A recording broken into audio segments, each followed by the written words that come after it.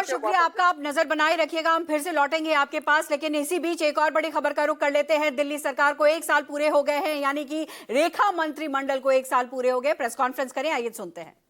प्रधानमंत्री आदरणीय श्री नरेंद्र मोदी जी के मूल मंत्र सबका साथ, सबका विकास और सबका प्रयास, इस मंत्र के साथ हम मैं की नहीं हम की राजनीति कर रहे हैं। आज 1 साल पूरा होने पे मैं ये दिल्ली वासियों को विश्वास के साथ कह सकती हूँ कि दिल्ली में एक सकारात्मक परिवर्तन लाने के लिए हमने हर सेक्टर में काम किया। और विशेष रूप से यदि जब मैं आप सबके बीच में अपनी रिपोर्ट कार्ड पेश कर रही हूँ तो प्रमुख बिंदुओं पे मैं चर्चा करूंगी और उसके बाद में ये किताब आप सब तक पहुंचेगी जिसमें हमने अपनी पूरी विस्तृत रिपोर्ट दी है। यदि सर्वप्रथम कहना चाहूंगी, क्योंकि भारतीय जनता पार्टी आदरणीय दीनदयाल उपाध्याय जी के अंत्योदय के विजन के साथ काम करती है। हमारी सरकार ने गरीब कल्याण के लिए अनेकों योजनाओं पे काम शुरू किया। ये 365 के 365 दिन हमने कोशिश की कि रोजाना दिल्ली एक कदम आगे बढ़े वेलफेयर की दृष्टि से, गरीब कल्याण की दृष्टि से। और मुझे खुशी है कि जो पहला दिन था सरकार, पहले ही दिन पिछली 20 फरवरी को हमने अपनी पहली कैबिनेट में जिस निर्णय को हमने लिया वो था आयुष्मान योजना, 10 लाख का हेल्थ कवर। और इस 1 साल में उस हेल्थ कवर के लिए हमारे पास 7 लाख लोग रजिस्टर हुए और आज 30,000 से ज्यादा लोगों ने इस योजना के माध्यम से, आयुष्मान और वय वंदन योजना के माध्यम से हेल्थ का लाभ लिया। इस बात की मुझे खुशी है। और जो गरीब कल्याण का दूसरा मूल मंत्र है, सबसे बड़ी जरूरत जो किसी व्यक्ति की होती है वो भूख होती है। हमने इस बात पे काम किया कि दिल्ली जो देश की राजधानी है, यहाँ कोई भूखा ना सोए। अटल कैंटीन उसी विजन के साथ शुरू की गई।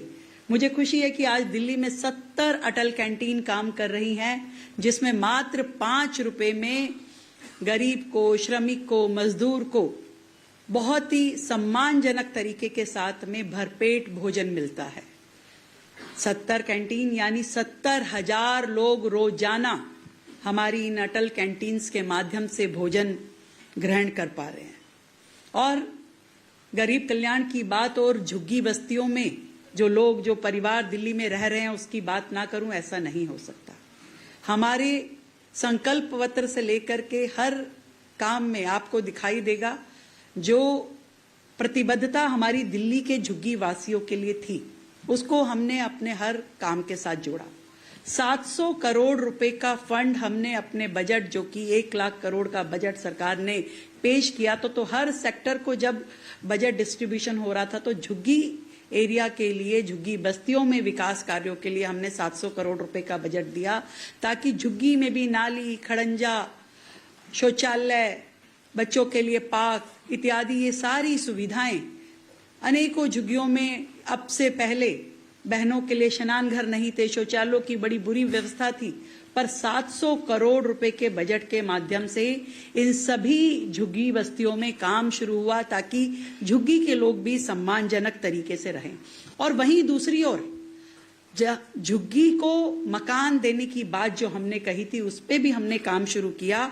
और हमारे जो फ्लैट पिछली सरकारों ने कब से बना करके छोड़े हुए थे, जो फ्लैट अलॉटमेंट ही नहीं हुआ था झुग्गी वासियों को, उनको रिपेयर करने का काम, उनको रेनोवेट करने के काम, उन प्रेमिसेस को आज के आधुनिक जरूरतों के हिसाब से बनाने का काम दिल्ली सरकार ने किया। उसमें सावदा, घेवरा, भलसवा, द्वारका, सुल्तानपुर, यहाँ पे लगभग 13,000 फ्लैट्स को रेनोवेट करने का काम चल रहा है, जिसके प्रथम चरण में, झुग्गी वासियों को मकान देने के प्रथम चरण में हम इन 13,000 फ्लैट्स को चाहेंगे कि दिल्ली की झुग्गी वासियों को हम इन्हें दें। और वहीं दिल्ली में देश की सबसे ज्यादा मिनिमम वेजेस यदि कहीं लागू की गई तो वो दिल्ली में लागू की गई। आज हम 22,411 रुपए कि मिनिमम वेज जो है अपने मजदूर भाई को दे रहे हैं, जो कि पूरे देश में सबसे ज्यादा है। वहीं वो मजदूर और रोजगार वाली बहनें जो अपने परिवार में छोटे बच्चों के साथ रहती हैं और काम पे जाना चाहती है, नौकरी करती है, फैक्ट्री में जाती है, पर उसके बच्चे कहाँ रहें, कहाँ छोड़ के जाए, उस चिंता को जब वो सताती थी, तो उसके लिए दिल्ली सरकार ने 500 पालना केंद्र, क्रच सेंटर्स खोले जहां वो मजदूर श्रमिक बहन अपने बच्चों को छोड़ के जा सकती है और उन बच्चों का ध्यान रखने के लिए दिल्ली सरकार ने बीड़ा उठाया। इन 500 पालना केंद्र के माध्यम से मैं समझती हूं कि दिल्ली की श्रमिक बहनों के लिए अत्यंत ही लाभ उनको मिल रहा है।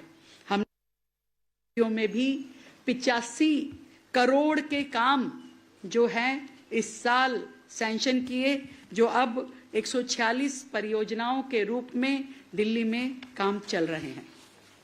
दूसरे सेगमेंट पे मैं आती हूं। दिल्ली की जो बहुत ही मूलभूत जरूरत है वो है पानी और सीवर। वर्षों से दिल्ली की जनता बड़े बड़े सपने ना देख करके छोटी छोटी जरूरतों पे कॉन्सेंट्रेट कर रही थी कि पानी नहीं है दिल्ली में, पाइपलाइन नहीं है, सीवर लाइन नहीं है। उस दिशा में हमने वाटर लाइंस के लिए ट्रांसमिशन जो लाइंस होती हैं उनको 13 किलोमीटर लाइन को हमने रिप्लेस किया और दूसरी ओर जो डिस्ट्रीब्यूशन नेटवर्क है उसमें हमने 172 किलोमीटर लाइन को नया डाला या रिप्लेस किया, 172 किलोमीटर लाइन को, और साथ ही 37 किलोमीटर नई लाइंस डालने के लिए हमने वर्क अवार्ड कर दिए हैं। और सेकेंडरी और डिस्ट्रीब्यूशन जो लाइंस हैं, वाटर लाइंस 833 किलोमीटर, इनके भी हमने वर्क अवार्ड कर दिए हैं, जो कि दिल्ली में अलग अलग विधानसभाओं में ये काम शुरू होने जा रहे हैं या शुरू हो चुके हैं। सीवर लाइन की बात यदि मैं करती हूं तो हमने दिल्ली में 180 किलोमीटर नई सीवर लाइन बिछाई है और 110 किलोमीटर हमने सीवर लाइन रिप्लेस की है। और नई सीवर लाइन जो आज वर्क अवार्ड हो चुके हैं और काम शुरू होना है, वो 144 किलोमीटर सीवर लाइन का काम सैंक्शन हो चुका है और टेंडर प्रक्रिया में चल रहा है। मैं जरूर बताना चाहूंगी कि दिल्ली में पानी की समस्या है, उसमें हमने चंद्रावल प्लांट जो कि काफी समय से चल रहा था, काम रुका पड़ा था, उसको हमने बहुत ही स्पीड में करते हुए इस साल उस प्रोजेक्ट को हम पूरा कर लेंगे, जिससे लगभग 9-10 विधानसभाओं की जो है पानी की समस्या दूर होगी। इसकी कैपेसिटी जो है 105 MGD होगी। इसी प्रकार द्वारका 2, वहां पे भी 50 MGD का WTP इसी साल बनके तैयार होने जा रहा है। नए WTP उसकी तैयारी भी हम कर रहे हैं, क्योंकि यदि हम बाकी राज्यों से पानी लेने की बात भी करें या जो नए डैम जिसकी प्लानिंग चल रही है वहां से पानी भी यदि दिल्ली को मिलता है तो वो कहां लेके आया जाएगा। उस पानी को स्टोर करने की कैपेसिटी भी हमारे पास होनी चाहिए। तो उस निमित्त हमने छतरपुर, इरादत नगर और नजफगढ़ एरिया में 3 नए WTP बनाने के लिए आज से ही योजना उसकी शुरू कर दी है। मैं बहुत ही खुशी के साथ इस बात को भी बताना चाहती हूँ कि पिछली सरकारों के समय में जिन बड़े बड़े वाटर बिल्स को लेकर के लोग घूमते थे, जनता परेशान रहती थी,